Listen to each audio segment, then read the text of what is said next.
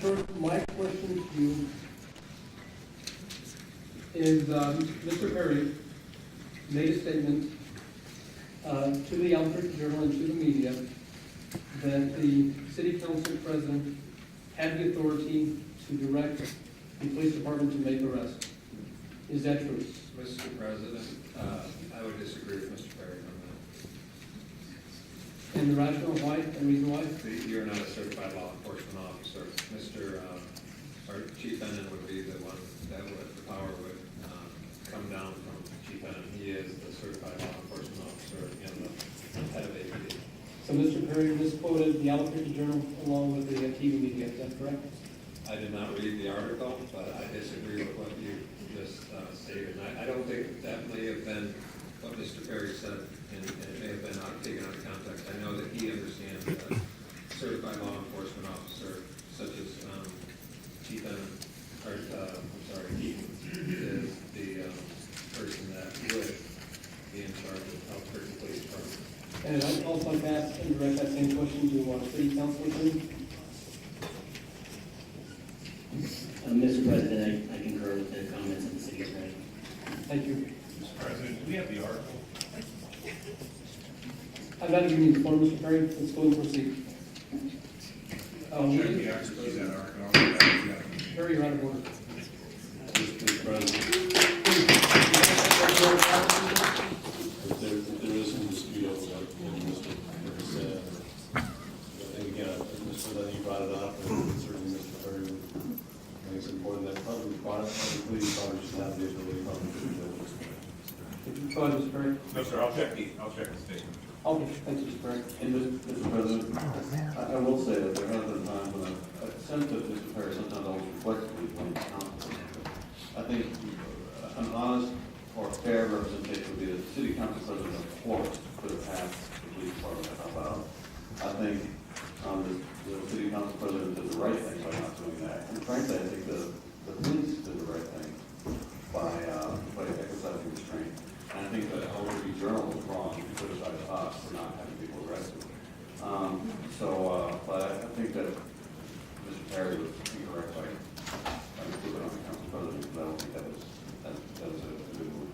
And also, I have one more statement for Mr. Perry and the administration and the public here tonight. I have adjourned the meeting on Monday night for the safety of the administration, for the safety of the public, for the safety of our staff, and for the safety of the council. And fortunately, on Monday night, nobody was hurt, nobody was arrested, and nobody was injured. So again, I think that it was a difficult call, but I think it was an important call that the meeting was adjourned on Monday night. Councilor Morgan. Mr. President, thank you for bringing that up. I think one of the things that happens sometimes is, whether it's in the heat of the moment or whatever it is, once it's quoted, if it gets on any kind of media, there's a chance for people to think that that's exactly what happened, and there's no recourse for any of us to erase, retrieve, or correct any misinformation that's handed out, intentionally or unintentionally. Those are the really bad things that happen when people don't think before they speak, and I would caution all of us to be very careful. Councilor. Councilor. Mr. President, I think that's true. Certainly, we've all had cameras in our faces before, and we've made statements that are taken out of context also. And so I don't know whether that's the case here. Statements you make taken out of context, and editorials are written about one statement that's taken out of context. And so we've all had that happen to us. But yeah, of course, we all have to be careful with what we say and understand that it's not always going to be portrayed correctly or in the right intent in the media. Like I think every one of us could say that there's things that we would do differently, especially in cases like that. So. Councilor Bennett.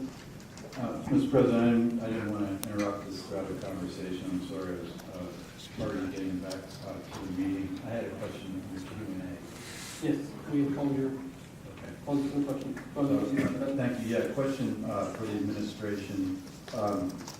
I have a communication from County Commissioner Maggie Hart-Stebbins regarding the Water Protection Advisory Board appointment. There's a joint city-county appointment, and the county commission in January voted Dr. Kerry Howe, a distinguished professor at UNM with broad experience in water quality issues. And his appointment has, according to Commissioner Hart Stebbins, has languished in the mayor's office for some time now, and she was inquiring about what the issue was, and wanted to, it seemed to me reasonable to request that we go ahead and send this down. She also attached an endorsement of Professor Howell by Bruce Thompson, who's a member of the board or has been involved in the water quality issues. So, is there any understanding of why that appointment has to be set down?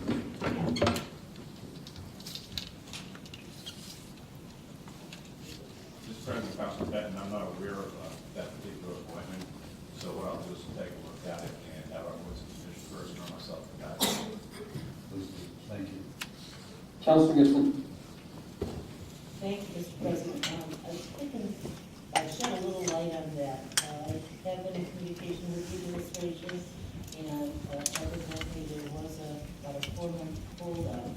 However, I was advised that PC would be available and present for the next council meeting. So I guess that would come under introductions at the next council meeting. Maybe we can move that along. Thank you. Councilor Pena. This question, I think it should be for Mr. Perry. You know, I know we've had some dialogue with, I think a few councils have met with some representatives from the DOJ, and I was concerned myself because I haven't had any communication with them at all. And I was just hoping I could explain how this process is going. Mr. President, Councilor Benton, I haven't had a lot of dialogue with them either. We intend to speak with them next week, and I think that we will move in earnest at that time to try to discuss what the framework of an agreement, monitoring agreement would look like. So that's really all we know right now. There's a lot of models that are out there. If you look at Seattle, Portland, Las Vegas, Austin, Texas, New Orleans, Detroit, it can give you some insight into what is at least happening in those particular venues. And do they typically work with city council? They are the policy body of the city council, could be administrative, things like, or there's the disconnect in terms of what we should be doing and what may be coming down the pipe. Mr. President, Councilor Pena, I've seen that they have in certain circumstances worked with city councils, particularly on issues that are within the purview of the city council. I know that as it relates to police civilian oversight, that's an issue that is a large part a city council issue. And so I would imagine that there will be a dialogue with them and members of the council when the time is right to look at that issue, as well as others. But I think it kind of depends on what the nature is of that particular component of any sort of reform. Councilor Gordillo. Thank you, Mr. President. Mr. Terry, I may continue with Ms. Pena, Councilor Pena asked about DOJ, and I'd like to also be part of that discussion, if you will. But I also would like to see when the two negotiators that apparently the city has contracted with, if we could have a meeting with them at one point, or they could come here and address the city council. After all, we're the ones that are going to be continuing with their contract or not. So, Mr. President, Councilor Gardino, we don't control the DOJ, and as far as their discussions with members of the council, I think that's probably something that'll have to be brought up by council with them specifically. And that's probably all I can really, comment on as far as what they contemplate the dialogue with the city council is. What about the negotiators that have been hired by the city? And what aspect of that? Well, I would like to have a conversation with them, and I think the appropriate place is here in front of the dais. Right, I have had some conversations with those folks. Attorney, Councilor, Mr. Greenwood and Mr. Stryker said they would be here on the 19th to meet with council. We can either set up a special study session, or we can have them come down to the council meeting. I would prefer the council. And also, Mr. Dewan just stated that he has talked to the Department of Justice, and they would be willing to meet with council members Right. On the 13th and 14th. on the 13th and 14th. We can set that up. Any other questions from this council for the administration? Let's go and proceed. There is no journal tonight. There are no communications or introductions. There are no reports of committees.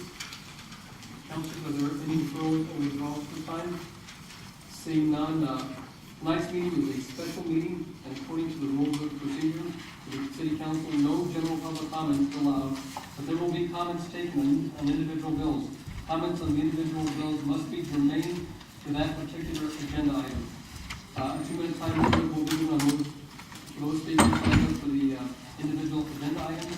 The green light on the podium will turn yellow when 30 seconds is expired, and at the 2-minute limit, the light will turn red. There are no announcements tonight. We are now on the consent agenda.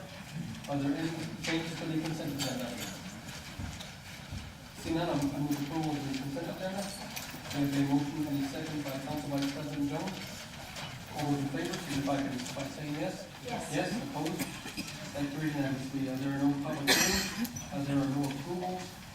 We are now under final action, and the first item under final action is O-58, and that is amending section 13-12-5 ROA 94, establishing criminal penalty for the violation of the Albuquerque minimum wage ordinance, and to clarify the enforcement and implementation of the minimum wage ordinance.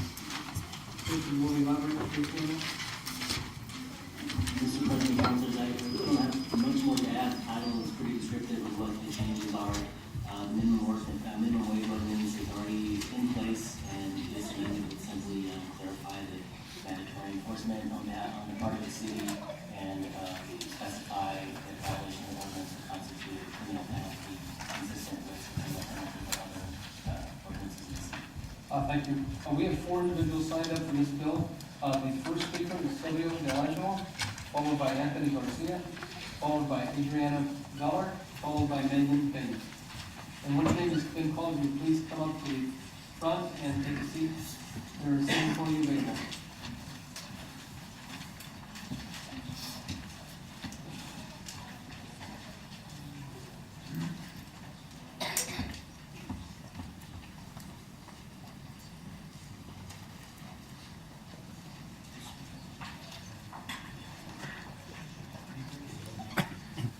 Mr. Daniel, are you prepared to speak?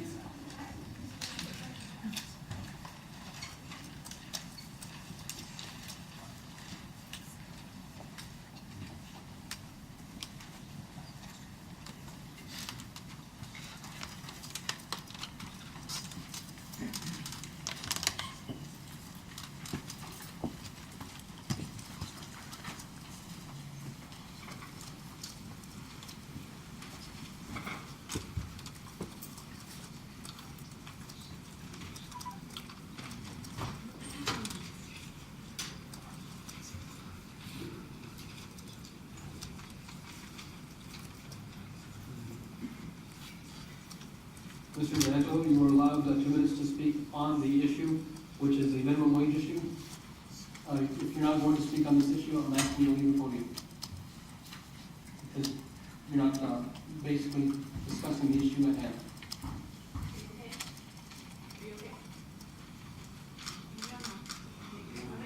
Mr. D'Angelo, I'm going to ask you to please leave the chambers if you cannot respect the rules of this council.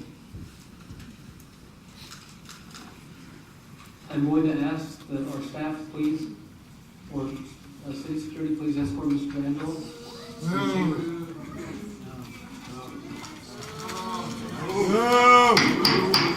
Please, I've set the rules at the beginning of this meeting. I'm just asking you to please respect these rules. Oh, it's the First Amendment.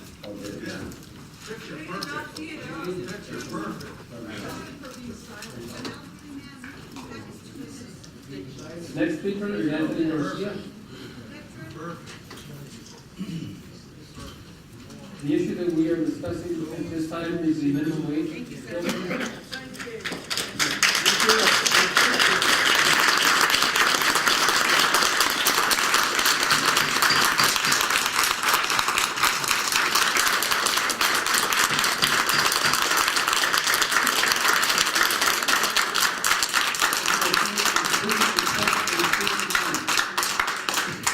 Go to proceed, sir. Yes, that's why everybody's angry, because these are unconstitutional laws, and you gotta take an oath to protect our laws. And this minimum wage is illegal, because you're also destroying other companies where they have no jobs. You guys are government, you're supposed to create jobs. You could create jobs. No, instead, you guys are making rules and policies where you're destroying companies, where now there's more people unemployed, and where you create more homeless, more mentally ill, more crimes, and you guys are doing this. It's called crimes against humanity.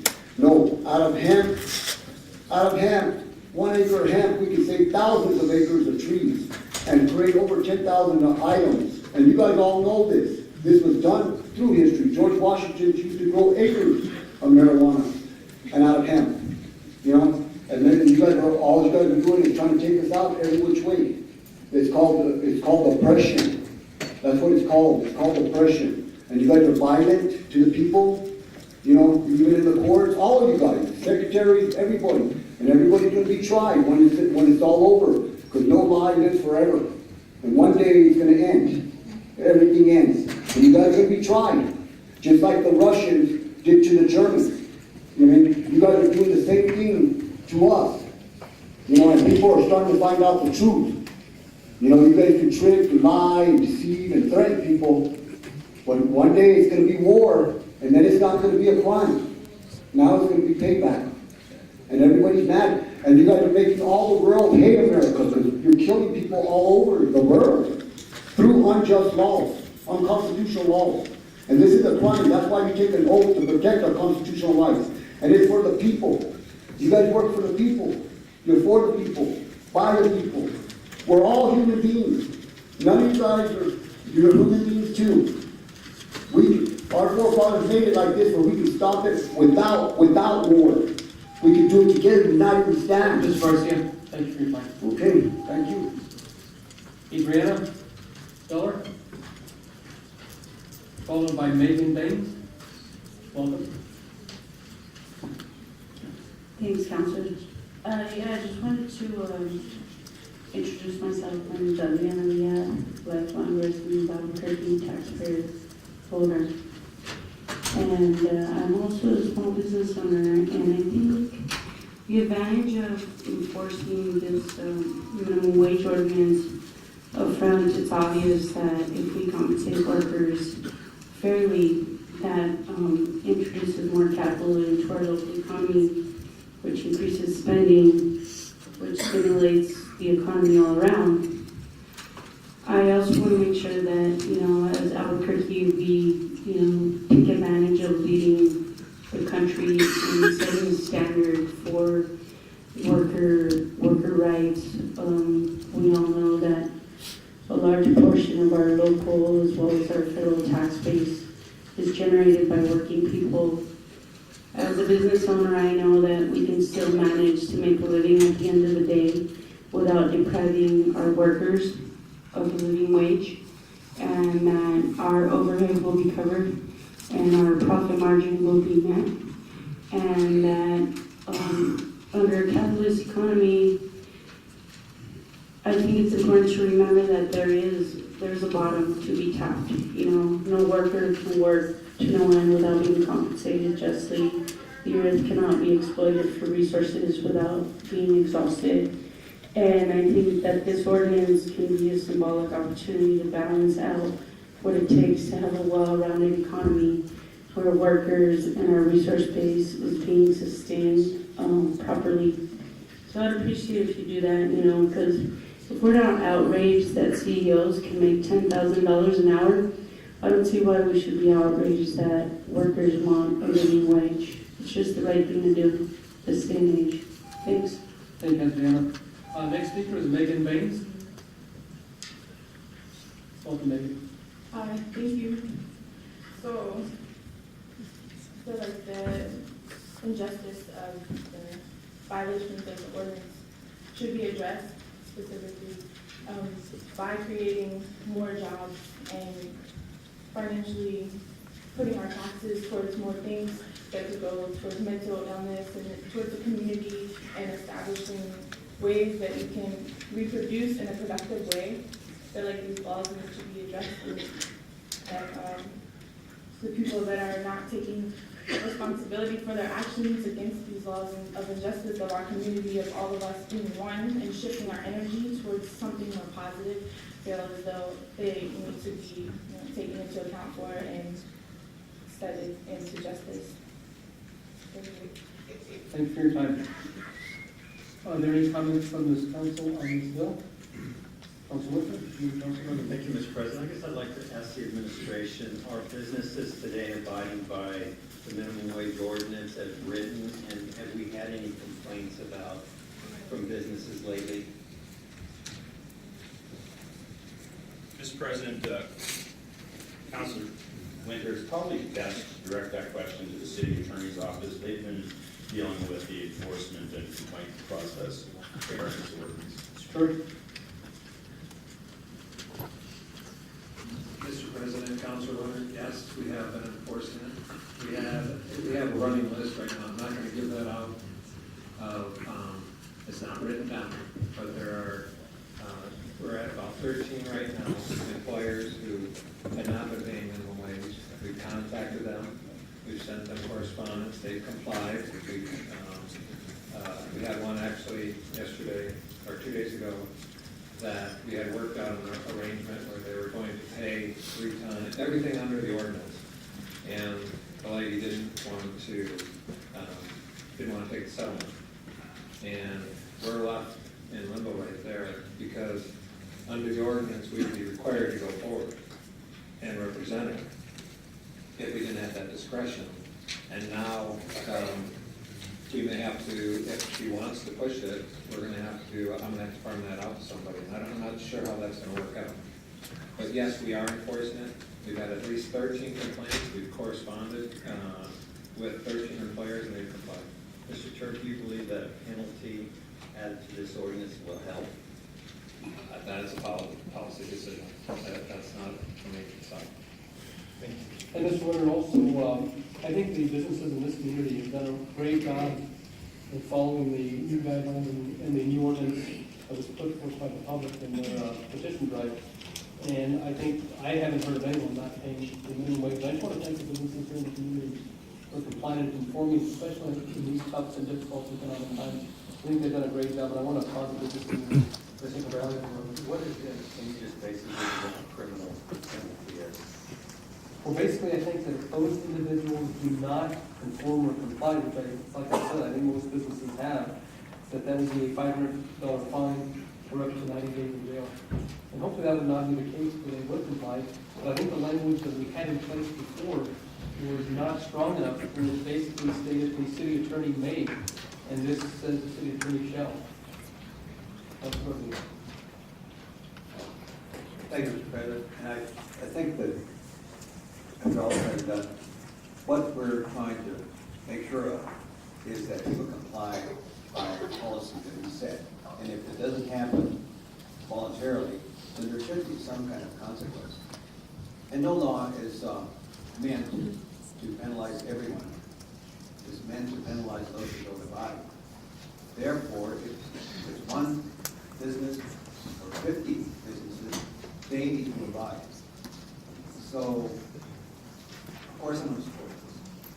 We need to send a message to folks, doesn't matter who they are, that if we're serious about legislation, that legislation has to stand.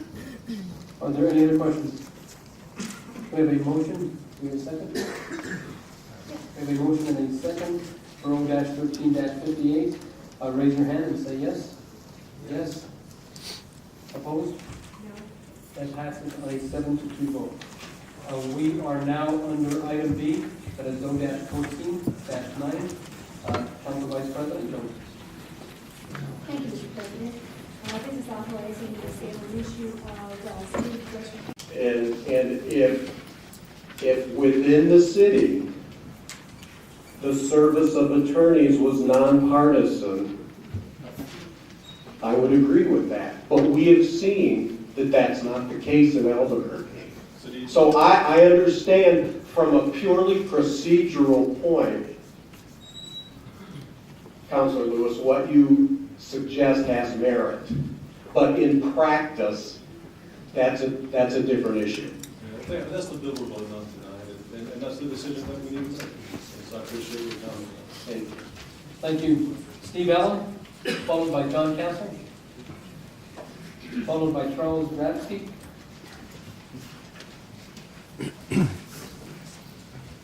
State your name for the record, please.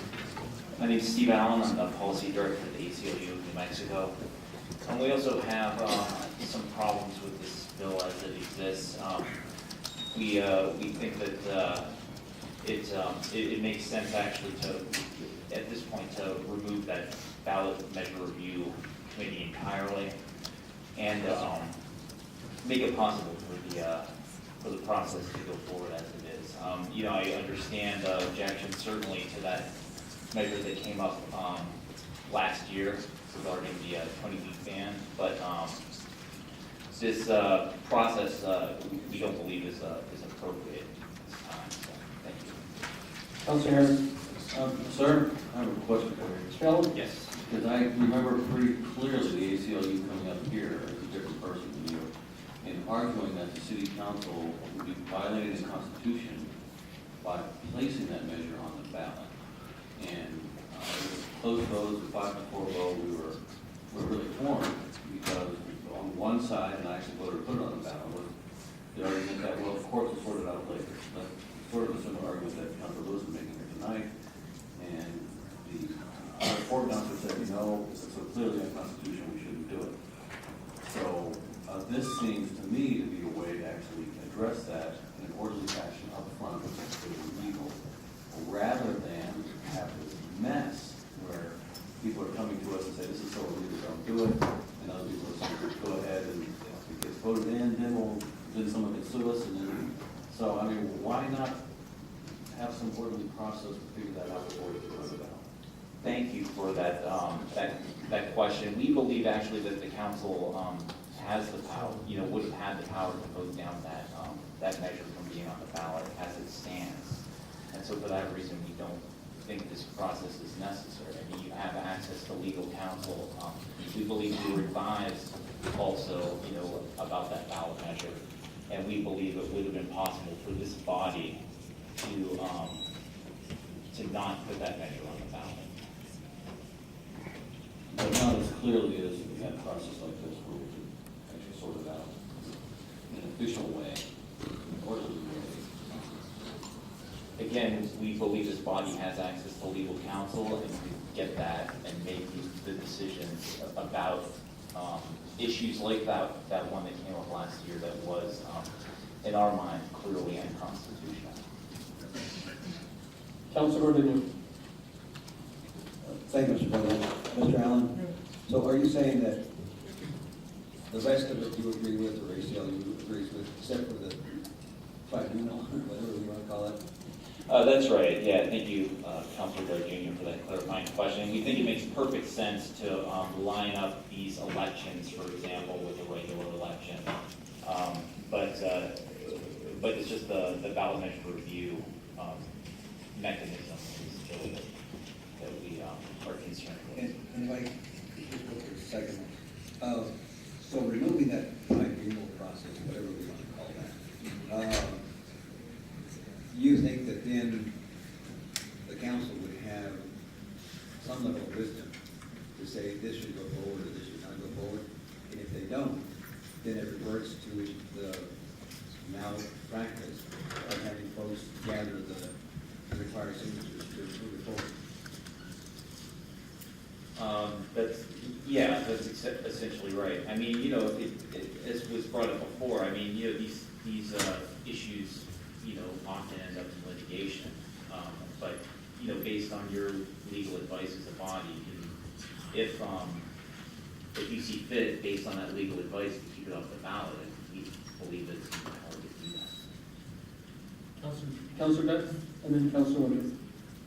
Mr. Allen, going back to the example of the abortion initiative, had the council, and this was something that was actually being discussed at the time, because there was the concern of whether the city was going to end up with the court battling it out, potentially, no matter which way that initiative went.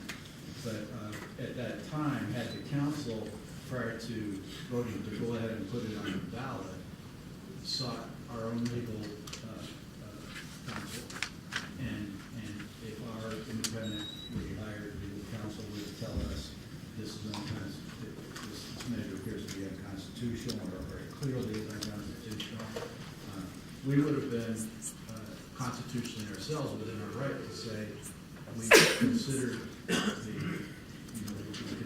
matter and we can choose to not put it on the ballot. If we were in that position at that time and would be in the future, with or without such a tribunal. That's exactly our position. That's right. And that's the thank you. Thank you. Councilor Winters. Thank you, Mr. President, and Councilor Benton, Mr. Allen, thank you very much. And here's a thought. So what if we took this three-person review board and made it advisory to the city council to start that process, where it would be still some outside legal, and they would advise it to the city council, and then we still make that decision ourselves. And so it doesn't just go to the city clerk for her decision, but it comes to us. So that might be a way, as an amendment, to still have kind of some outside direction. Mr. Lingus, does that sound, would that be feasible? Mr. President, Council Winter, that is an amendment that we can incorporate, and as the bill sits right now, the ballot initiative review committee would advise the clerk, and the clerk would make the call, the amendment to propose that the review committee advise the council. Mr. Allen, what would you think that was that we would get outside the council, whether we go to us as Thank you for that question, Councilor Winter. We would greatly prefer that the council make that decision rather than the city clerk as to whether this goes on the ballot. That makes sense. Let me go to Vice President Councilor Jones, and then we'll go to Councilor Lewis, and then Councilor Harris. Thank you, Mr. President. I did try to stay silent on this question.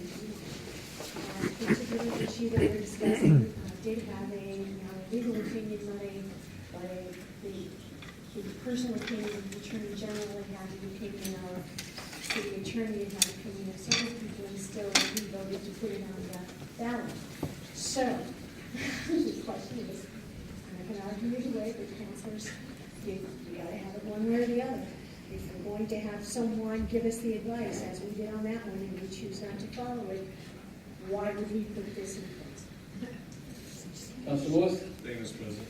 Thank you, Mr. President, Mr. Allen.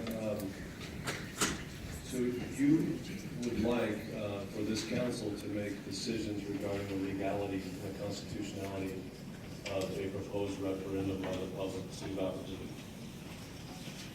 We believe that when an issue like the one that came up last year, that's in our view clearly unconstitutional, in the view of the Attorney General is clearly unconstitutional, that you should take that into account when you're considering whether to put that on the ballot and spend hundreds of thousands of dollars for something that's definitely going to end up in litigation.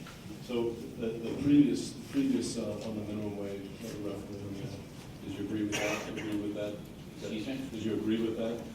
The minimum wage increase in the city of Albuquerque? We weren't involved with that because we didn't see a constitutional problem with it in the same way that we did with the. Yes, at that time, there was a majority of the city council that did not agree with, including the mayor, that did not agree with that.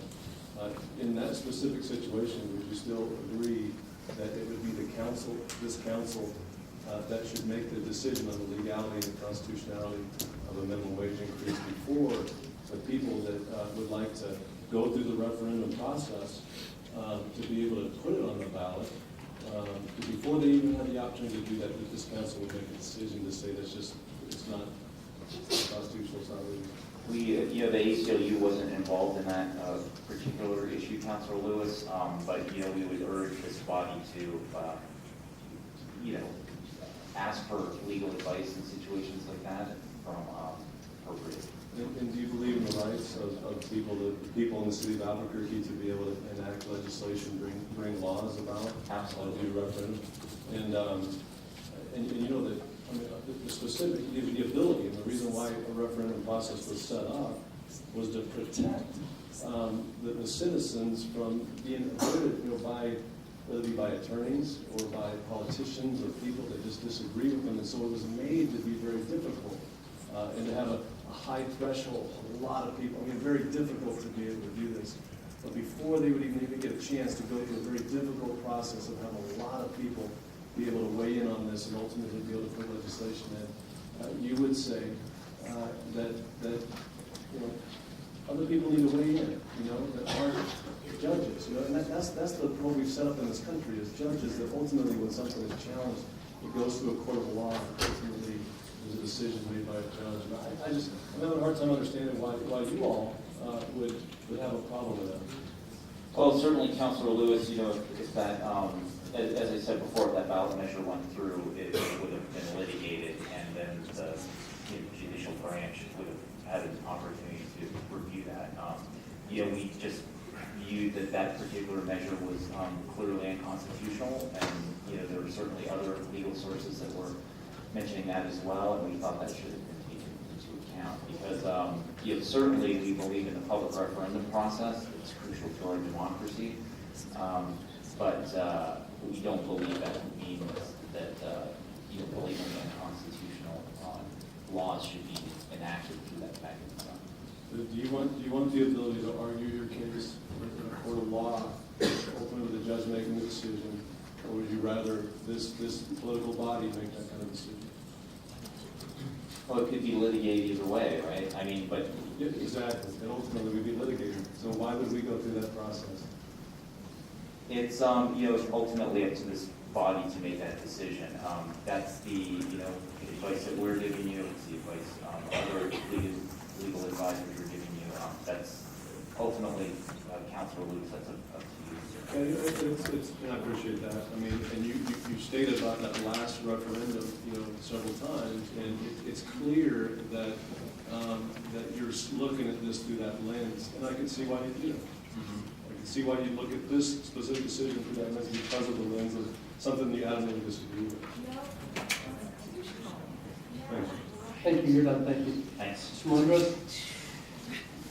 Mr. President, thanks. If I may, I just wanted to maybe add a little bit more about the idea that was just presented with respect to replacing the city council in place of the city clerk in making a decision about whether or not to hold the election. There's some practical reasons why the council has its policy choice to make that change, but I want to make sure there are a couple of practicalities. The first is that the legal process may be a little bit cleaner if the decision is left with the clerk, because the proponents of the measure would have the opportunity to exercise what's called a written mandate, that's basically an attempt to just make the clerk put the thing on the ballot. If it came up to the city council, the appeal process could become a little bit more cumbersome. Also, there is something to be said for the length of time that these processes take. A report to the city clerk and a decision by the city clerk can turn around relatively quickly. The city council process takes longer. We have committees, and even if we don't, we have holdovers. And so oftentimes when we're coming up with an election, there's a lot of time sensitivity, and so that could be an issue that we do deal with. Thank you. Let's go and proceed. We still have two more individuals signed to speak. John Castle. Thank you for your patience, sir.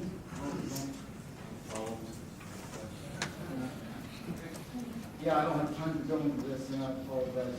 Bring your mic down just a little bit. I apologize for that. I'll skip the niceties and pitch right in here with what I agree with. I do agree that the elections should be consolidated because that not only saves money, but it increases the turnout, exposes the issues to the greatest number of voters, and it allows voters to bring issues before the campaign and put them before politicians. There's a history of this in this country of local nullification that goes back to abolition and women's rights. And without, any attempt to create an initiative before the 13th Amendment would be declared immediately constitutional due to the Fugitive Slave Clause. That's just a little touch of history there. And, what is in the draft of the standard that the city clerk is allowed to refuse to do it, is allowed to change, to refuse or disapprove is the word, to disapprove for considerations not inconsistent with law. And, that's kind of hard to figure out. Does that include I wanna? You can't make me. My boss told me not to. So I don't know what that means really. It seems pretty big. I think of the whole thing, and I don't want to get too snide or anything, because really I think that the idea of making an advisory is good. And I think if you have that consistent advisory panel, they can advise you at any time as to the language of whatever you're proposing. To get to the point, APD crisis can be seen as a problem where the unitary executive, and you can't get the power back, you can't do anything with it. So the initiative provides a way around that. What you put in the middle is a committee that leads right back to the initiative. So the people have to go to the initiative, then the judiciary, in order to exercise democracy. And the question is, would you do the same with your legislation? Thank you, Mr. Council. Charles Bradsky, the last statement. Wilkinson. Good evening. I'm not big on requiring credentials before I consider someone's comments. I think citizens are sufficient, but and I hadn't really planned on speaking on this, but Councilman Lewis's cart before the horse argument got me thinking. So let me just briefly state a little bit about myself. I'm a legal and political theorist and political scientist. I've taught jurisprudence in the Faculty of Law at the University College London and political science and political theory at the University of Florida. I recognize very clearly the problem that is attempting to be addressed and the very concerns of abuses of the initiative process.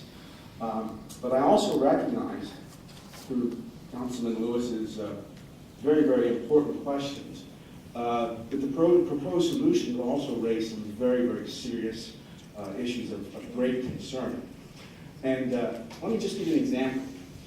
If this was a different scenario, what you were requesting was a judiciary committee for this council to review proposed ordinances before it comes here for constitutionality, when you're the ones who are going to vote on it, that I believe would be proper and unproblematic. But this is a matter that is going to be decided by the voters and not the council. And so my first instinct, I don't know this for sure, I'd have to give a lot of thought though, is that this would effectively be perhaps a prior restraint on the First Amendment right, and that highest the First Amendment rights of political speech. And I think that that's a very important issue to address. Just one last comment. Councilman Harris mentioned that police officers decide constitutional questions every day. And I just want to clarify that is absolutely not true. They have no authority to be doing so. And I think if that is a general view, we might identify one of the problems. I'm just saying, that might be a problem that you want to consider in the other issues that you have. Thank you. That concludes the public comments.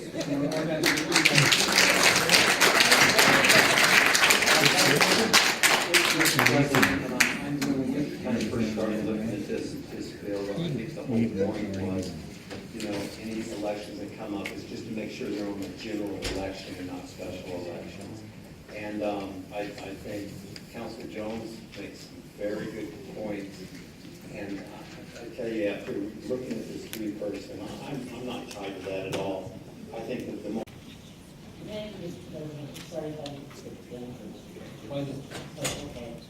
I move amendment, I guess, A to Bill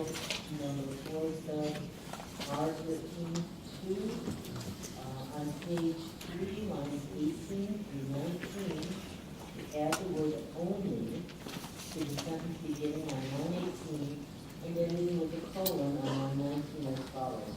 The charge includes examination of only the following.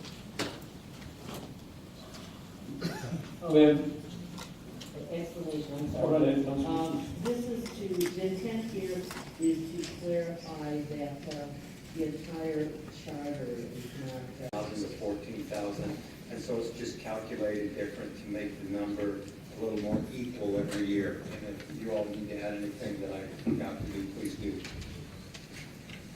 Mr. Melendez? Mr. President. Makes sense, and there's no other language that you could see that would remain. I guess it would only be on that amendment that there would be a conflict. Otherwise the other amendment takes out that language. Mr. President, Council Lewis, that's correct, and if there are any other inconsistencies that we can deal with, that's correct. So, Mr. President, I move that amendment. okay, we have an amendment to form amendment number 4, is that correct? Councilor Harris. How much more business do we have?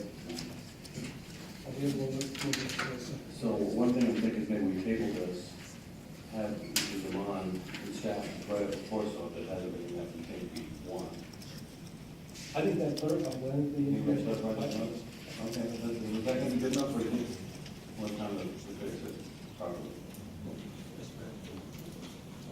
Mr. President, councilors, I think that if the council is more comfortable voting on it this way, we can do it that way. I mean, obviously, the amendments passed, and we can kind of piece together what the summary is going to be based on those amendments. If we do bring a floor set to vote on next time, that's going to buy us another meeting. Oh, no, I mean, table it for half an hour. Do that. You know, some time. So I thought if you wanted to really take some time to figure out exactly what we need to do, is table it, come back. Mr. President, councilors, we are fast, pretty fast. Okay, so that's not very good. Councilor Harris, can we get that clarification on the motion that Councilor Lewis approved? So we have a amendment to form amendment number 4. All those in favor, signify by saying yes. Yes. Yes, opposed? That carries unanimously. Okay, again, I will move to defer the bill now, and that's going to be deferring for substitute R-13-2 as amended until the next council meeting. We have a motion and a second. Any questions? Seeing none, all those in favor, signify by saying yes. Yes. Yes, opposed? That carries unanimously. We are now under item D, which is P1, Council Winter. Thank you, Mr. President. Councilors, this is P1 to be submitted to the voters on the general election ballot November 4, 2014, amending the charter of the city of Albuquerque concerning duties of the mayor, specifying that the appointment of the chief of police and fire chief will require the advice and consent of the city council. I move to do pass. Second. Councilor, let me just start by saying that Councilor President Sanchez did carry this bill, if you all remember, and I did vote against it. And after more consideration, the fact that, I can remember when I ran for city council, I think the last 4 times, we always talked about what is our number one priority is public safety. And so we do confirm the chief administrative officer and the city attorney, and so it just makes sense that we are all concerned about public safety and to give a little more transparency and oversight, that we also confirm the chief of police and the fire chief.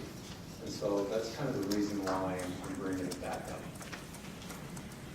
And before we go to public comment, I'd like to make a couple of comments on this bill. I did propose this legislation last year. I think it's critical that the council weigh in on not selecting the fire chief or the police chief, but confirming those positions. Public safety, I believe, is the most important issue that we confront and deal with. And the citizens of our community are also very concerned about public safety.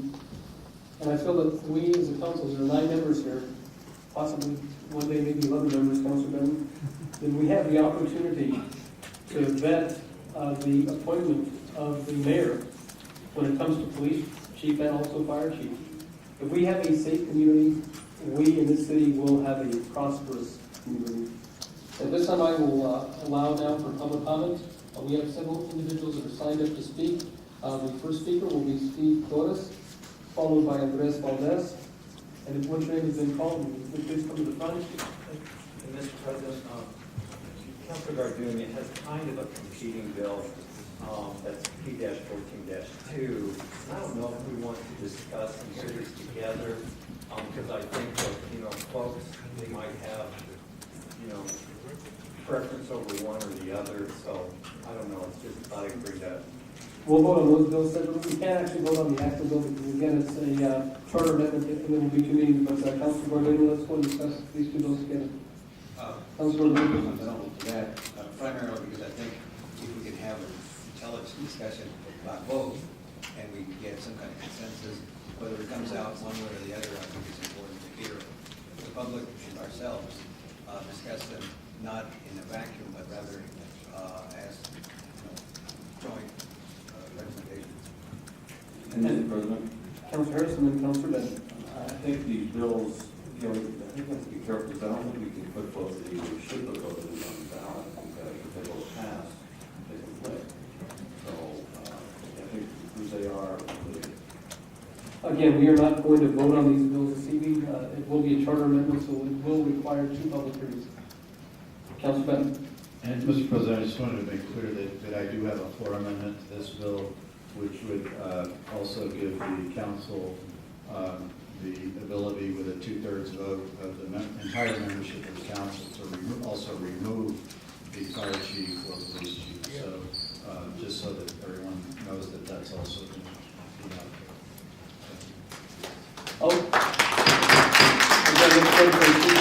Public comment. First speaker, Stephen Torres. I don't think he's here this evening. He's already left. Next speaker, Andres Valdez. Jennifer Oates. Joe Coffey.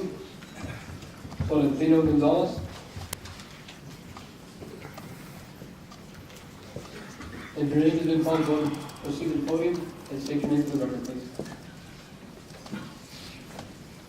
Mr. President, councilors, citizens of Albuquerque, my name is Joe Coffey.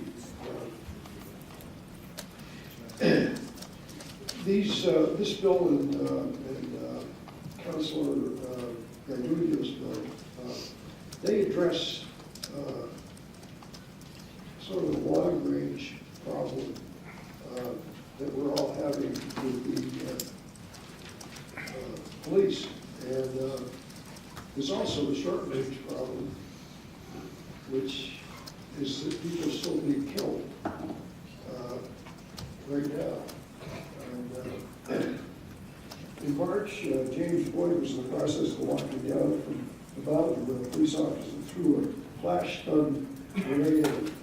Frightened Boyd picked up his pocket knife, thus making himself technically armed and eligible to be killed by another policeman. This past weekend, Colonel Armand Martin's neighbors reported the police threw 3 flash stun grenades into his home just before he ran outside, also sufficiently armed to be killed. The manufacturer's website for these flash stun grenades states they are intended to confuse, disorient, and distract potential threat personnel. The police were very aware that both Boyd and Martin had mental problems, yet apparently acting independently of their supervisors, as the DOJ report is brought to light.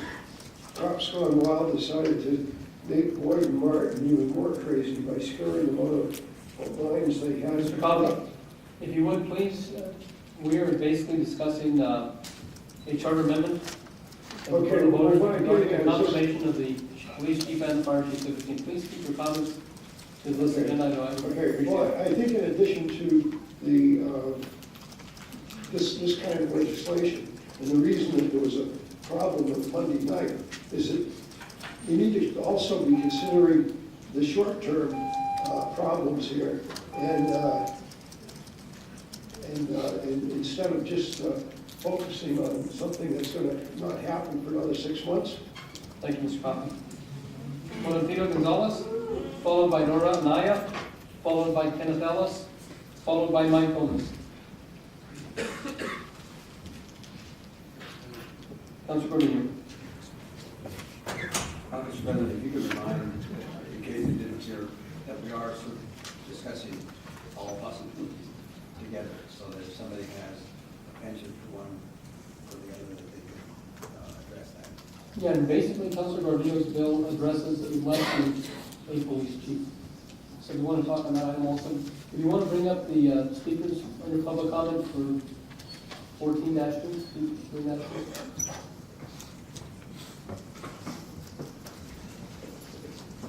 Welcome, Ms. Knight. Thank you.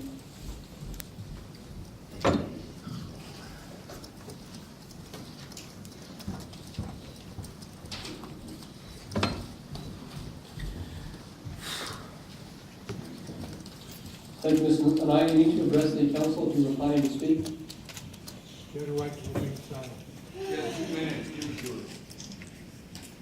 Ms. Naya, if you would please address the council, that is part of the new rules.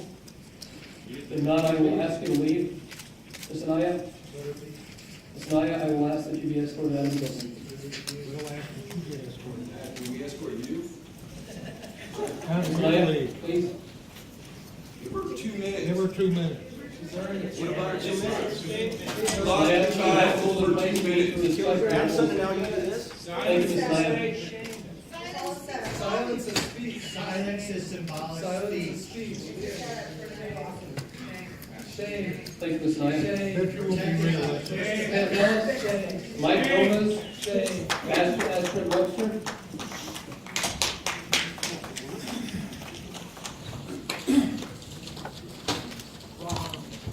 Welcome, Mr. Gomez.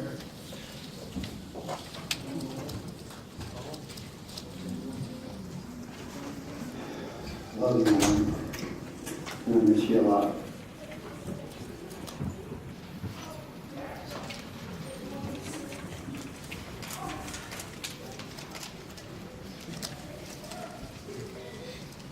Mr. Gomez, you need to address the council. You're not really worth addressing. Mr. Gomez, I am asking you for a second time to address the council. I love my boy. I am And you would have took it. I am asking Mr. Gomez. More people would have not had I'm asking you had to have come to the died. building, please. Blood is on your hands. Mr. Blood Gomez, is I'm on asking your you to hands. the building, please. God bless his son. If not, I'm asking you to be escorted out. God is on Thank his- you, Mr. Gomez. April 25th, 1989. Died May 10th, 2011. Thank you, Mr. Gomez.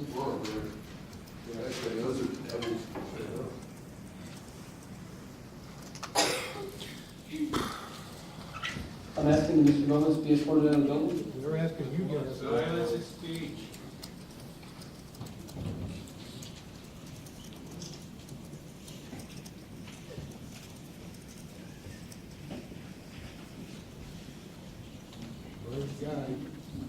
Next speaker, Ellen Webster, followed by Sherry Gonzalez, followed by Tom Frenchman, followed by Bill Scott.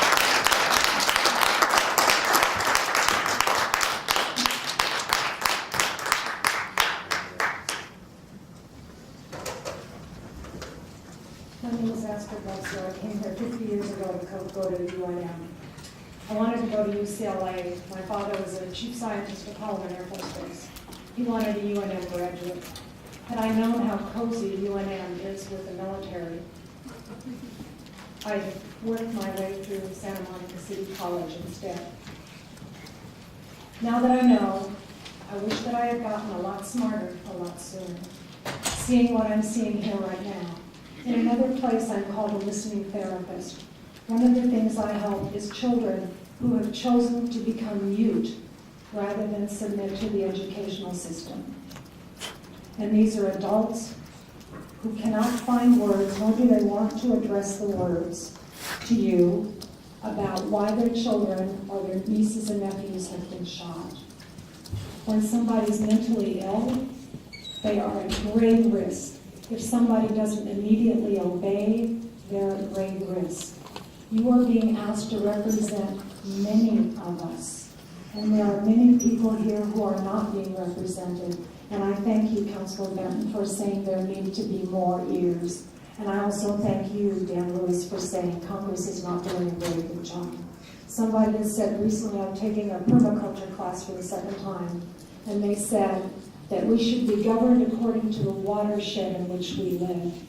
I've been here for almost 50 years, and I look around and go, how can this be? How can this be organized, and how can it work? And it's not. And you are being asked to give evidence that you hear, and that is what you are failing to do. And I've been to some of these meetings, and I understand it's not working, and people are being shot, and children are now shooting children because they're emulating the police. How big does the wrong need to be before you act with greater compassion than you have till now? Thank you. Sherry Gonzalez.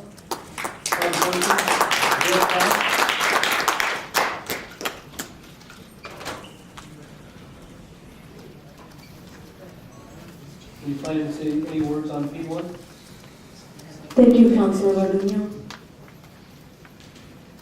I'm going to warn you, if you're speaking on P1, you can stay at the podium. If not, I'm going to request that you leave the chambers. And not, I'm going to ask that you be escorted out of the building. Ain't gonna let nobody turn me around, turn me around, turn me around. Next speaker, Tom Franklin, followed by Greg Taft, Turn me around. followed by Greg Miller. President, I'm Tom Frenchman, District 1. My name is Bill Cass, and I actually would like to speak in favor of this charter amendment. I think that it's time to move the process forward. Taking back control of police. I think this is maybe a symbolic movement, a move on the part of the council, but I think it's a big one, where it involves the council more in the process of selection of police and fire chiefs. And I think the community identifies most with the council. We need to continue to do that in order to solve the problems that we have with it. So I would like to again express my support for this selection process and the question. Thank you. I'll take this task. Curtis Goodman, followed by Greg Mello. Thank you for combining P14 1 and 2. And I very much in support of P14 2 submitted by Councilor Garduno. I hate to sound like a broken record, but in the short time I've been here in Albuquerque, I've seen two mayors totally incapable of controlling the terrorist cops that get a paycheck from us citizens to leave our brothers and sisters dead in the streets. I hope you're aware that this problem, not only being institutionalized and systemic, can even be traced back to 1971 to the Roosevelt Park riots that were instigated by the police. Old-timers from that era call APD a hit squad. James Abba's family has the same right to call APD a hit squad. The people need to vote. As problematic as partisan politics for a police chief would be, we still need to take it totally out of the hands of our corrupt city administration and the mayor's office. Thank you, Councilor Garduno.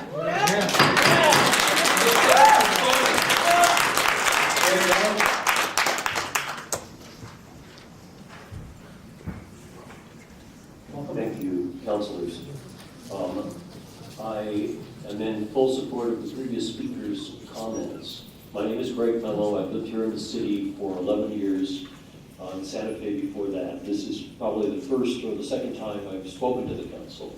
And I'm only here because I feel there's a really serious crisis in the city. The police, I was not aware, honestly, of how severe the problems in APD really were. Work on policy issues, but not here locally.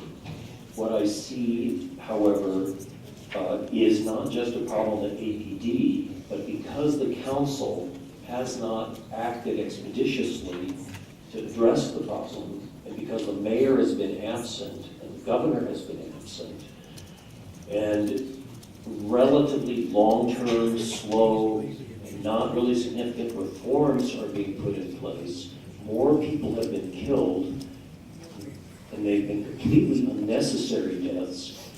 What this has grown into is a real problem, not just of public relations for Albuquerque and economic development for Albuquerque that's negating the work that you're doing and we're doing, but also it's become a crisis of legitimacy for the government here. It's a problem of democracy, not just a problem of police management. It completely transcends the normal business here of the council. Now, I'm pretty ignorant about how the council does its work and all the pressures that are on you, but I'm pretty sure that things get very bureaucratic, and it's very difficult to step outside the mold and break with the pace of things as they have been. But I urge you to do that. Give each other permission to do that. Thank you, Mr. Mello. Thank you very much. Richard Moore, followed by John Newcomb. I heard my name before, but I wasn't even called, so it's Jennifer, Audio You were third on right after English Lopez, but go ahead. Okay, I apologize for that. Richard Moore will be next, followed by John Bishop. Okay, this is my father. He's a retired military police officer, but he passed away from Agent Orange. And he died for everybody's right to be safe in this city. And I'd like to thank the City Council for being so excellent yesterday and giving our city a chance just to blow out some steam. And I know that it's a very tough job what you do in Albuquerque Police Department. Thanks all of the officers here for being so brave. And we've already beaten the issue to death. Okay, we know all these people have been killed. We understand. We've seen the cases. We know the facts. Okay, we don't need to keep beating a dead horse. Okay, statistics don't lie. Homicide and violent crimes are down. It's time to get our city back to being an international tourist destination. I want my city safe for tourists. Stop settling lawsuits and put that money into EMT crisis training. Many 911 operators only escalate the emotions of callers. And I support the City Council selecting our police chief and also fire chief. I think you have excellent decision-making skills. More police training and non-lethal shooting techniques. Let's get our officers to ranges. And expansion of MATS rehab. Many times MATS is full and people can't get in there, and that's one of the best solutions in Albuquerque. A lot of the police can take a lot of these people to MATS to try to help them they need. And also a voluntary database for 911, where actually the 911 operators can connect with firefighters as well as police officers, get medications listed and everything. I noticed that's there's a disconnect with that. But I would like to thank Albuquerque Police Department for saving my life and helping me get the help I needed for my PTSD and depression. Thank you, officers, and you keep fighting for our city. We need you. Thank you. Next speaker, and I called earlier, Ken Ellis. I called him earlier, but I couldn't make her name call. Called me after Nora and I, and with the disruption, you skipped me, so appreciate you calling me now. For those of you who don't know me, my name is Kenneth Guy Ellis. That's my son, Iraq war veteran Kenneth Guy Ellis III.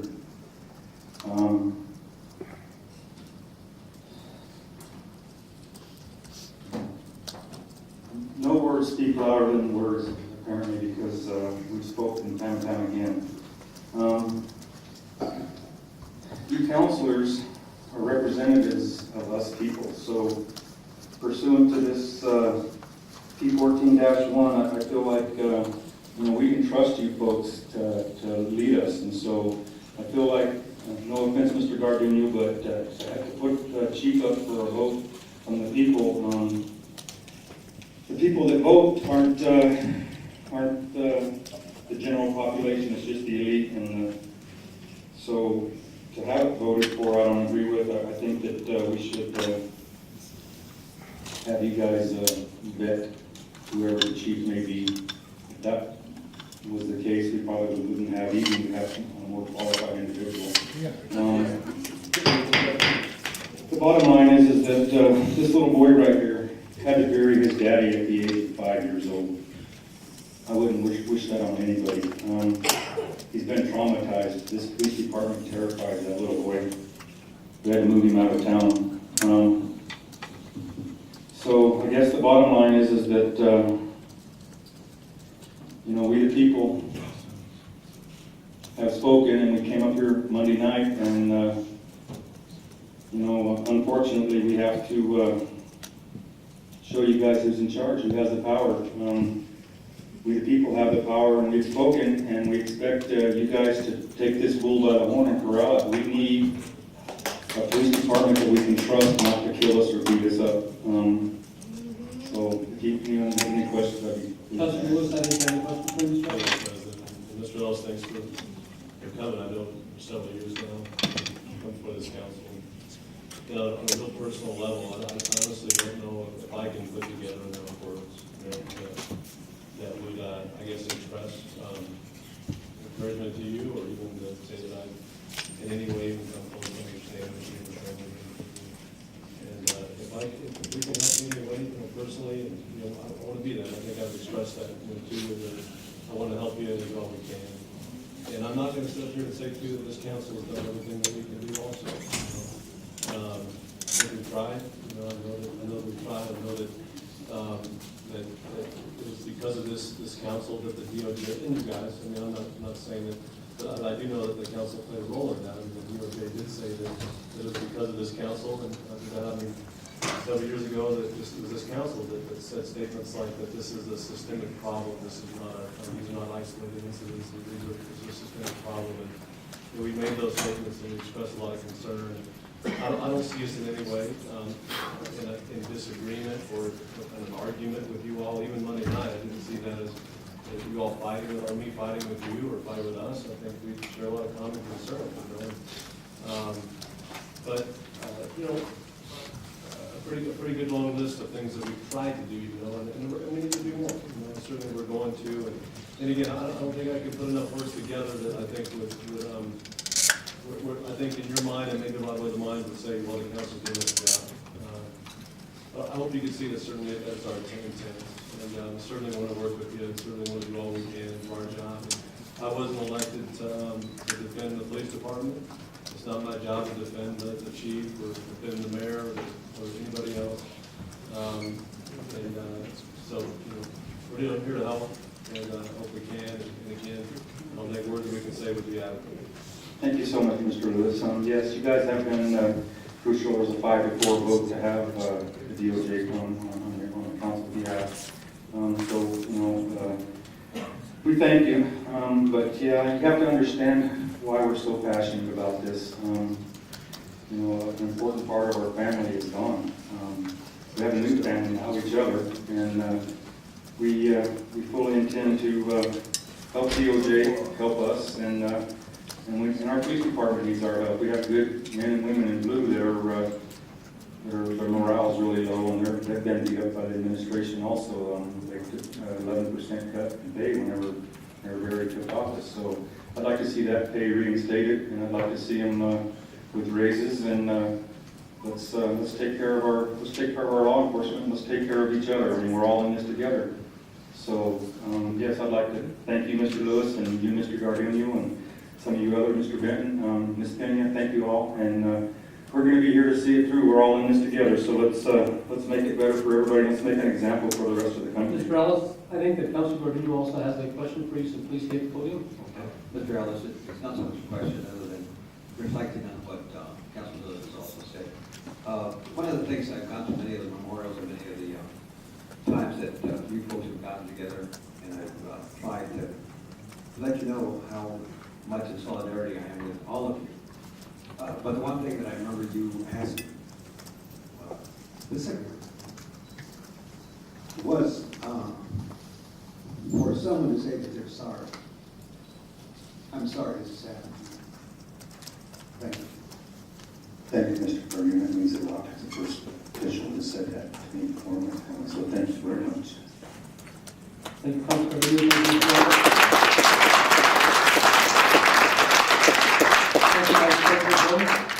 Thank you, Mr. President. I make a motion to suspend the rules to extend the meeting until 10:45. We have a motion and a second to suspend the rules and extend the meeting 10:45. All those in favor signify by saying yes. Yes. Yes, opposed? That's unanimously. Richard Moore? Welcome.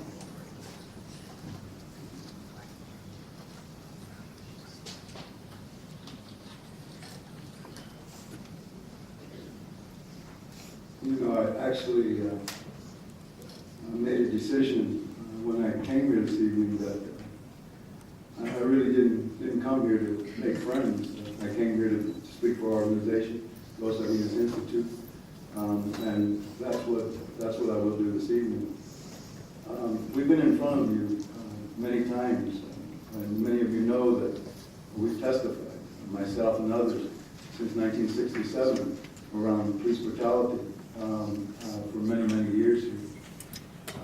We've talked about solutions and we brought recommendations to this council. But I have to be frank with you.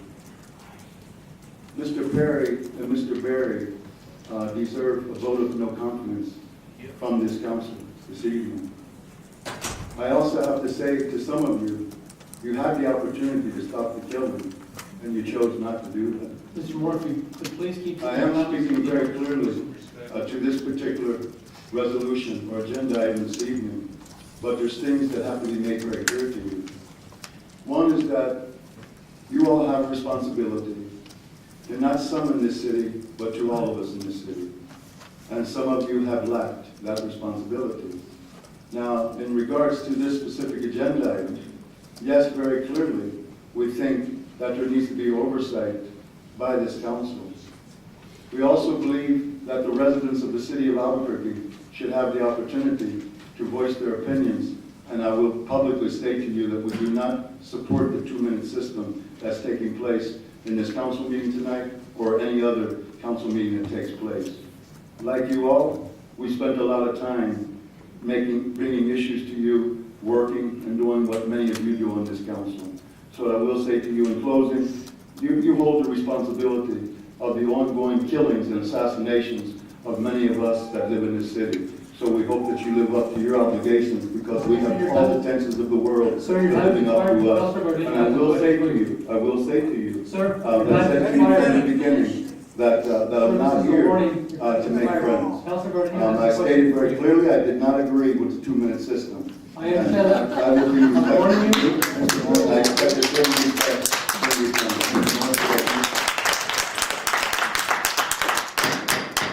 Mr. Moore, thank you for addressing the council. And thank you very much. This is not a new issue. This is something that I know you in particular have been working on for the last 35 or 40 years. When you were out on the street, most people then really believed that there's such a thing as police brutality. I think people felt that some of those police were acting on their own, doing the right thing, and keeping this community safe. But we found out that some of those police were not. And no one has ever said that every single police officer is corrupt or bad. But we need to address this once and for all. Do I have the answer? No. But I sure as heck am willing to work with anyone, especially someone who has the kind of institutional, not only memory, but sense of what's going on to work with so that we can get this done with. This community cannot go on anymore like this. I would like to hear what you say about 35 years ago, 30 years ago, when this was such an issue, and for people to understand that we've been living with it for a long, long time. Well, I would like to, and thank you, Councilor. I'd like to begin by thanking you this evening on behalf of Los Salinas Institute for making the apology that you made this evening. I think that takes a lot of a person to do that, and you're commended for doing that. Some of the councilors may or may not be aware that two members of our organization on January 29th of 1972 were assassinated by the Albuquerque Police Department. I say that because we stood in these chambers, in these council meetings, testifying to brutality after brutality, beating after beating, killings and after killings. Trying to stay immediately, Councilor, to your comments, we recommended to the City Council that there be a police review board. Now, very clearly, when that recommendation was made by hundreds upon hundreds of citizens and residents in this city, we also stated very clearly that that review board had to have power. It had to have subpoena power. It had to have the kind of powers that was necessary to bring those issues and bring those officers and others to a happy medium. I say that, and I don't want to go on this evening. It is very late. But what I will say is that we again say to you that yes, we've been to the table before, and we will come back to the table again. But at some particular point, you all have to stand up to that same plate that you're asking us. Counselor, again, I appreciate your comment and your questions. We will continue to be committed to make recommendations. As you know, we've testified to the Department of Justice, and I'm talking about 1966, 1967, 1968, in the later parts of the 60s and in the 70s. So again, Counselor, I will say to you on behalf of our organization that we're committed to continue to stay at the table as long as we see this council moving forward on the kind of issues that's necessary to protect the residents of the city of Albuquerque. John, I think Council Pena and then Council Ben also has a comment or question. Council Pena and then Council Ben. Mr. Moore, I want to thank you for being here as well. I know you've been a long time community activist, and I think that you being part of the dialogue as we move forward will go a long way in terms of bridging the gap between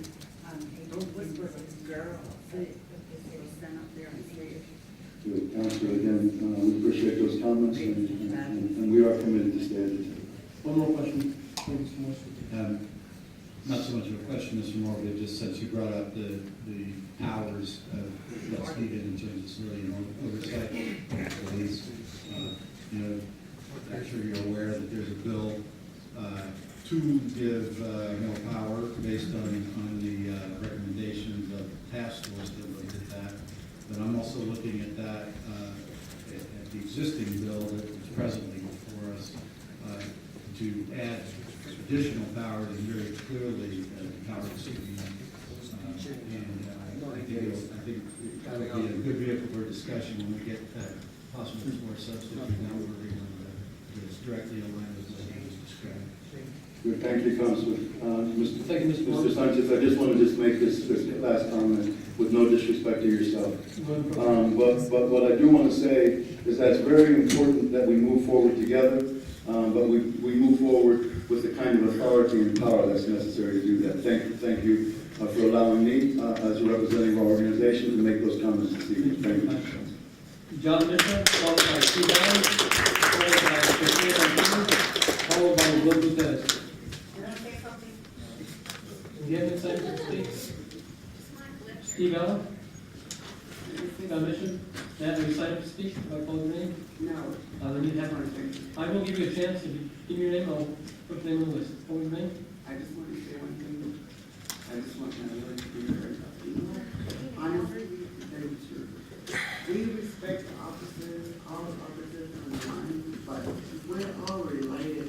We're supposed to get along. Thank you. Let's all get along. Thank you. Okay, Steve Allen?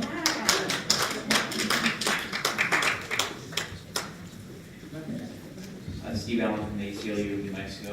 Thank you for bringing me out on this. The PPD, I think most of us would agree, has lost the trust in the city it serves. What we learned from the Department of Justice's findings letter is that we have deep systemic problems in this department, and that means that we need deep systemic solutions to those problems. this idea of having this council essentially vet the police chief, I think it's a good one. It's a small step, it's a baby step, but we think it's a sensible one, and therefore we support it. I don't, again, with all due respect to Councilor Godinho, we don't agree with the idea that that should be put up for an election position. Thank you. Thank you. Sophia Martinez, Councilor Harris? Sir? Excuse me, sir. Well, I think that Councilor Harris has a question for you. It seems to me that folks are really kind of concerned about civil rights, and especially folks who might view themselves as progressive, that they wouldn't want to let the police chief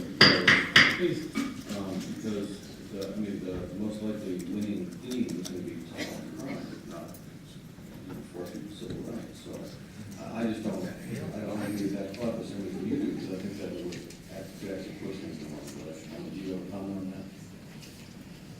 I hadn't really thought it through on that level. That makes some sense, though. I think it's from our perspective, it's, I think, important as we move this process forward that there's a political accountability for the police chief. But, for us, this goes far beyond personalities, beyond the police chief, beyond the individual officers. It really is a systemic problem. And so this is, a small reform, but I think it makes sense. Councilor Gordon. I never thought I'd be on a different side than Mr. Robert Allen.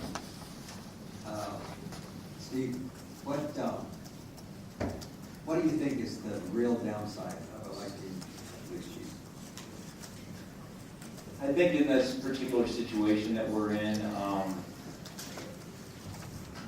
selecting that particular office is a difficult one, and I think there's a lot of complexity involved, and not everything necessarily belongs on the ballot. And I think this is one of those items. The attractive aspect of having the police chief be selected by the mayor and then vetted by the city council is that this body and the mayor's office is directly responsible for that selection, and we think that's important, because then we can hold you responsible for that selection.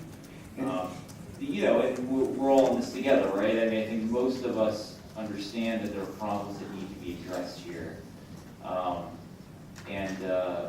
I think that makes it there's more buy-in and accountability on your part too as a body, if that's the case. And I realize that it's a democracy, and it's even a microcosm of the democracy when we talk about post on the days. We'll be voting and we'll see what prevails. But one of the concerns that people have brought forward was that if you elect the chief, they're in there for 4 years. You can't do anything with it. Well, I counter that it's not true. You can recall that person if the fact was so egregious. And what we have right now, the process we have right now, has the police chief been there for close to 10 years without being removed, even though way back there were concerns. So obviously the process that we have in place now does not work. And this is with 2 different mayors. So we can't even say, oh, it was because he was under the aegis of one mayor. 2 mayors made the same bad choice. We have an opportunity, and you'll have a chance to discuss your bill. So if you want to speak to that. Thank you. And how do I spell it? I said that, Steve. The next speaker is Sophia Martinez, followed by Will Gutierrez, followed by Adriana Stellar, followed by Megan Ming, followed by David Correa. Good evening, Mr. President, councilors, members of the public, and especially members of the families that have been killed. I honor you. Please face the council. Well, I want to honor the people that have been I understand that. killed, that have had to suffer, because again, you've been told that through 2 administrations and more, years and years and years, the same thing has happened, and it has been bipartisan. Many of you have just taken the straight partisan line that you're just not gonna do anything that would make you really look at issues of democracy, because you're basically just following the party line. But I don't know, between the two, I'm not really too sure. I think we can look to Morrow County to see what happened when you have an elected sheriff. That was in the news quite a few times, right? I think the issues of police violence are statewide as well as nationwide. Otherwise, we wouldn't have a prison industrial complex. Here in New Mexico, it's not black. Here in New Mexico, it's brown. And you all have responsibility for that. Every single one of you. Liberal or right, whichever one you are.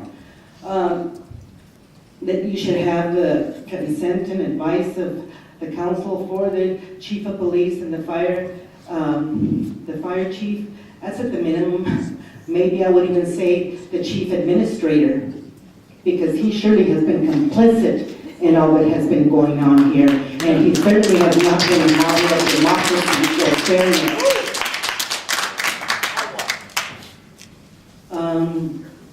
This is what my classes are for, yes. Again, it's a little difficult to decide between the two, because again, the fox protecting the hen house, I'm not too sure where I'm sitting with that, right? Safe for tourists, it needs to be safe for our community. To hell with the tourists. Okay, hold on. Councilor, you have the question for you? But let me go to Council Vice President Jones first. I think we need to suspend the rules and extend the meeting. Mr. President, I motion to suspend the rules to extend the meeting until 11 o'clock. We have a motion and a second to suspend the rules and extend the meeting until 11 p.m.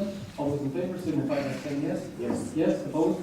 That carries unanimously. Councilor, you have a question? And before that, could I have a... Ma'am, we've had this for a lot Let me ask you, as you can tell, Sophia, Ms. Martinez, misses no words, and thank you for that. We've known each other for a long time, we've done work together for a long time, and I respect you for all that you do. But when you bring the words that you brought now, it's even more evident that we need to do something, we need to do it very quickly. My question to you is, if we were to vet the chief or chiefs, what else would you put into that formula if we're not going to elect them? Well, like I say, I'm pretty disappointed right now with all of the two options that we have, right? It appears, again, I just do not have any confidence in the democratic system of this country, otherwise we wouldn't be facing what we're facing right now in this country, right? And having a black face as a president doesn't always make things right. We still have the same prison industrial complex, and when people don't have the moral fortitude to speak about what is clearly wrong, then there really aren't much choices. I do think that if we go with the counselors in terms of the advice and consent, as well as what Councilor Benton suggested, as well as the other suggestions, that there needs to be some power behind this, and basically being able to just basically override the mayor. So I think that that would be one way of doing it. I think that there has to be I think that there should also be this task force as a community review board, whatever it is, that should also be involved in this, because the reality is no one that is represented here, maybe one or two, are not representative of people that are basically being beat up right now as we speak, or stopped because they look like a gangster, or they don't look like whatever the police department throughout the state has been trained. We have missing women in northern New Mexico and murdered women. We have people all over the state that are being who's training them. Do you please, Councilor Pena? It's really more of a comment as well. I just want to tell you that I really admire you and I appreciate you, you and Richard spending your lives fighting for the people. So thank you. Thank you, Sophia. Next speaker will be Will Gutierrez. Thank you, and I hope you all have the will to move forward on this. Every single one of you. Thank you. Will Gutierrez, followed by Adriana Bellar, followed by Megan Baines, followed by David Correa. Welcome, Will. Hello, welcome. Thank you, Council. Up until A few weeks ago, I was employed with the City of Albuquerque Transit Department.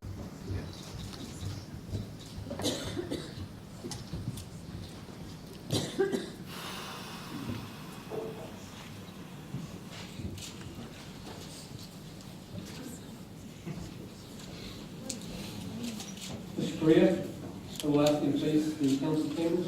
Mr. President, Ms. Correa, Professor Correa, you mentioned last time you were here that you were representing, that you were a professor at the University of New Mexico, so I want to ask you if you're representing the University of New Mexico tonight. Mr. Correa, this is a second warning. It doesn't apply to the venue. Security to please escort you out of the topic. Anybody want to escort you out? All right, David, we need a war. Justice, no peace. Justice, no peace. We still have several speakers that would like to present to the evening, so if you would please give these speakers an opportunity. Next speaker will be Bill Bradley, followed by Richard Moore.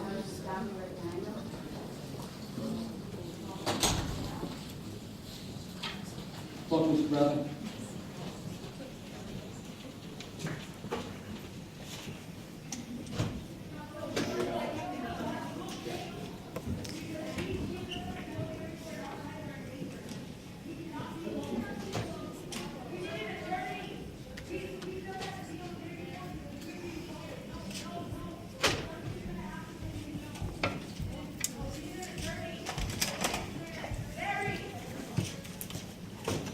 Mr. Bradley, I'd like for you to face the council.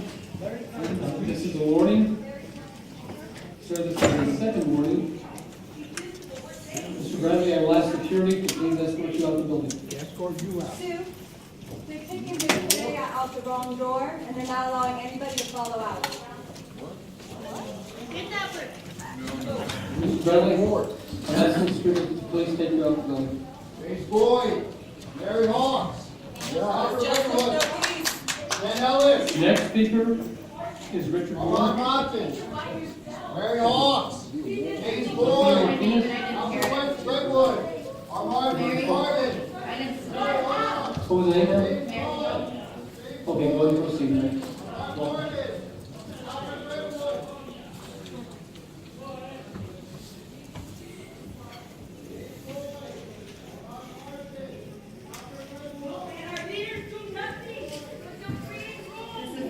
Father of my children, my husband Daniel Tillerson was shot and killed. Gary, I'm going to ask you to please face the council. If not, this is a warning. This is a second warning. I will ask security to please escort you out the building. Councilor Gibson. Excuse me. Ma'am, I think there's a question by Councilor Gibson. oh ma'am, whether you face me or not, that's okay. I just want to express, heartfelt condolences. Thank you, Councilor Gibson. Thank you, Gibson.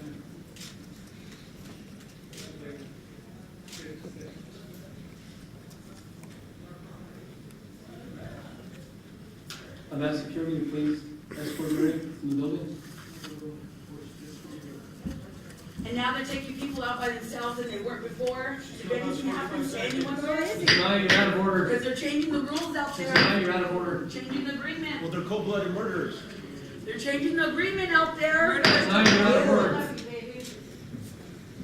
What you need, guys?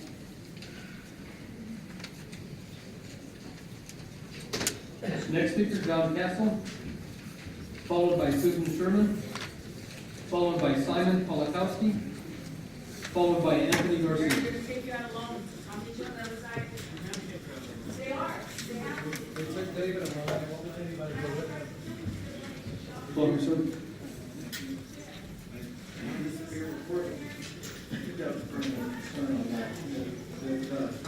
That clause was executive review, non-judicial review.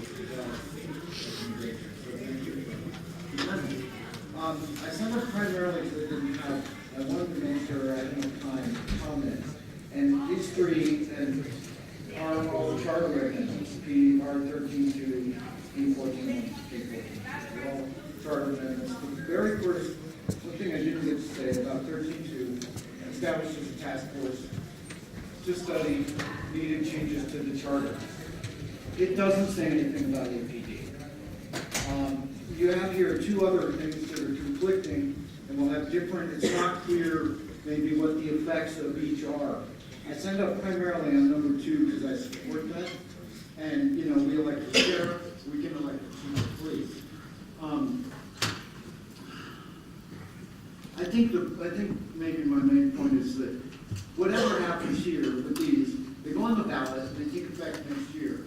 And they don't really do much for the problem right now. And there may not be a lot that you can do right now. But one thing you can do is either add to the charter task force, the police, the homelessness, the mental illness question, or you can establish a more permanent committee to study how to structure it so it doesn't get out of control, where the mayor won't and you can't, and the people, it looks just too much for the people to deal with. Thank you. Thank you. Susan Sherman? Simon Polakowski?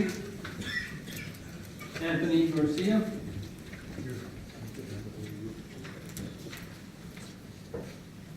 Deputy Simon? Thank you. First, I'd like to have a request. It's very hard to hear some of the counselors in the back of the room. Maybe if you would look up every now and then, and if people don't hear you, they could raise their hands, and you would speak up, and we wouldn't have to interrupt you, because I hate to be in the back of the room and go, I can't hear anything. If you could do that, we really appreciate it, President back there. Thank you. Thank you. If you start the time again. You started over, yeah. I thought people were raising their hand to salute. But, you know, it's hard sometimes to get counsel in the back room. I'd like to speak on P-14-2, on the general election ballot concerning chief of police. I'd be all for it. To be broken, you're a joke. I'd like to say about this, the election of a police chief. I'd be all for it under only one circumstance, that we also have the option of none of the above. I'm tired of, you know, if we have a Schultz, a Banks, or an Eaton, we should also have none of the above. If I want to watch the free, whatchamacallits, I go to YouTube. People should have, in fact, if we had this on every ballot, for every position, we have many more people coming out to vote. In fact, we wouldn't have to worry about our absentee mayor. I know many people that didn't show up for the last election because of they believe the lack of choice. If there's a third choice, none of the above, I think we have a greater turnout and we have people you know, proud of their duties. If they're forced to make a choice that they don't want to make, I mean, we don't have to buy everything we see advertised, do we? No. Why should we have to buy what is advertised in the political arena? Yes or no? We shouldn't. We should have the choice. None of the above. So I'm all for Councilor Garduno's ballot should give along with none of the above. We can vet whoever's chief. We could ask them, how many people under your command were charged with violating civil rights, involved in you know, officer shootings and such. Also, we don't have a chief, then these officers can't hide behind their chief. They have to stand up like everybody else. I watch the news, they show criminals, people accused of crimes, there's nobody standing in front of them hiding. These people have to face the camera. Let them all face the camera like the rest of us. We're all put on TV, or we're accused of something, or we've done something, we're drug tested, and we all have to stand by ourselves. Let them stand up and take responsibility. Thank you. Mr. President? Thank you. Council Vice President Jones? Thank you, Mr. President. I make a motion to suspend the rules to extend the meeting until 11:15. We have a motion and a second to suspend the rules and extend the meeting until 11:15. All those in favor, signify by saying yes. Yes, opposed? That carries unanimously. Next speaker is Anthony Garcia, followed by Joseph Torres. Thank you. I'm Anthony Garcia. The answer to our country's problems is to protect our constitutional rights and our human rights. That's what protects all human beings. This is a nationwide problem. The chief of police is enforcing unconstitutional laws. That's why human beings are being murdered. The police are trained to shoot once in the head. Mr. Garcia, if you would please. It's concerning the chief. Okay, They're being comments to trained. P1 or P2, please. That's what I'm talking about. Go ahead, proceed. What do you think I'm talking about? You know what I mean? But you guys can hurt me, you can either beat me, kill me, that's all you guys can do. Rape my children, that's it. And then what? You can't do nothing but kill me, and that's it. And I'm here to die, and I'm gonna die, just like you took me out of Chapel 27. I'm gonna die. The chief of police is enforcing unconstitutional laws. That's why human beings are being murdered. The police are trained to shoot once in the head and once in the heart. We need to make laws to protect our constitutional laws. Anyone that enforces unconstitutional laws or makes unconstitutional laws will be life without possible parole. The chief and all government employees are doing crimes to the people by enforcing unconstitutional laws. We need to train all police and government what our constitutional rights are. Why can't you shoot a 1,000-pound bear with a dart and put it to sleep, and you could carry the bear to the mountains and let it free without anyone getting hurt? And that's a wild animal. Why can't a human being be shot with a dart and take them to jail? Life is the most important thing on earth. But now our government says if the police want to kill, they are rewarded. There is never a trial for one killing that the police do. All killings will have a live public trial for all people to witness. The people get confused saying, police did this good. Yes, we need to keep our rights and get rid of our wrongs. Anyone kills or hurts people will have a trial by law. The police are not above the law, but they're below the law. Thank you. Thank you. And remember, Jesus sees all. It doesn't matter what anybody says. Thank you, Mr. Garcia. Next speaker, Joseph Torres. Councilman Joseph. Followed by Megan Baines. President Sanchez, distinguished council, I support a hybrid version of P1 and P2. I would like to appeal to my fellow citizens tonight to reevaluate the long-term objectives of what will bring true community health to our beloved city. For example, when legislation is pending that could provide more input from tax-paying citizens to have a say on who serves as the chief of the Albuquerque Police Department, should we not allow the legislative process to unfold?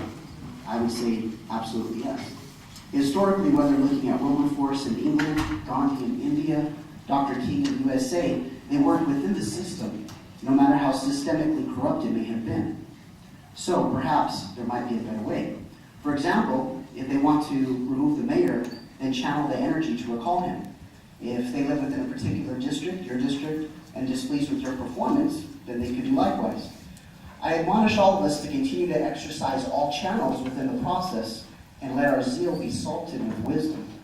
Likewise, I can understand the immense frustration of those who for nearly half a decade, some for several decades, have consistently appealed city council meeting after city council meeting after city council meeting for a more proactive approach to solving the systemic problems that continue to plague our city like a flesh-eating leprosy. When continued brutality is happening, for example, when a citizen is legally detained, then illegally and viciously kicked in the groin to the point where emergency surgery is required, this is in addition to the over 24 lethal shootings. We have an epidemic problem. I think we're all in agreement to that to some extent. It is unwise to have a business-as-usual mentality and hope that certain more vocal groups, or tonight, not so vocal, of your constituents will simply go away. These people are not going away. In fact, they're gaining momentum. I humbly suggest, when it comes time to question the executive branch, Photos your time expired. Thank you. yeah, no problem. Adriana, Laura, I'm sorry, I wasn't here when my name was called. My name is Susan Stern. May I speak? go and proceed, Susan. I am going to speak, even though some of my comrades have been escorted out and banned for 90 days, but that's just going to strengthen our movement. It's not going to weaken it. I'm here to briefly state my support for P14-2, where the people would have the power to elect the chief of police instead of being appointed by one man, one person, that being the mayor. That change would represent a good move towards more democracy. One question I have for the council is, if your house is on fire, if your house is engulfed in flames and burning down, is that the right time to debate what color bucket to use to put out the fire? That's what this debate appears to be to me, that you all are debating how the police chief is chosen. But the decision you make tonight won't take effect for many months, probably not until January 2015. We are in a crisis right now. What action will you take to prevent another person dead by APD? If one of your sons or daughters were killed by APD, would you consider it a crisis? Would you convene a special city council meeting to perhaps call for a vote of no confidence in our current mayor? The mayor who won't provide the leadership to end the killings by APD? Everyone deserves to feel safe. APD is out of control and has created a climate of fear and intimidation. We the people want new stewardship of APD so that everyone can feel safe. Everyone, rich and poor, brown and white, queer and straight, people with homes, people without homes, people who appear sane, people who struggle with mental illness. Everyone deserves to feel safe. There's a crisis in Albuquerque. Now is the time to act, not next January. Thank you. I have a comment for you. One of the comments I have, I agree with you. It'd be nice to be able to get this done sooner than later, and this will not probably take effect until the first of next year. But this is a charter amendment, both of these bills, and you and the public will have an opportunity to vote on these bills. The final decision will not be made by the council. It will be made by the public, and as soon as we can do this is in the November general election. I understand that's kind of a bureaucratic answer. You're limited to this one charter amendment with this discussion. However, if the crisis were bad enough, if the sons and daughters of every city councilor was shot by police, I bet you could call an emergency meeting. I bet you would. Under the current charter, we cannot hire or fire the police chief. That decision currently is made by the mayor. But you could call for a no confidence vote in the mayor and in the CAO, Rob Perry, who really runs this town, let's be honest. You can make ordinances. Mr. President. Councilor Gordon. Thank you. And Sue, I absolutely agree with you that something has to happen sooner than later. Council President is right. Yeah, it's a bureaucratic answer. It's a bureaucratic morass that we're in. That's where we are. Now, I wanted to ask you, you mentioned when you walked up to the micro first levels that people were banned for 90 days. What do you mean by that? I don't remember if it's 6 or 7 people who were escorted for being silent during their 2 minutes.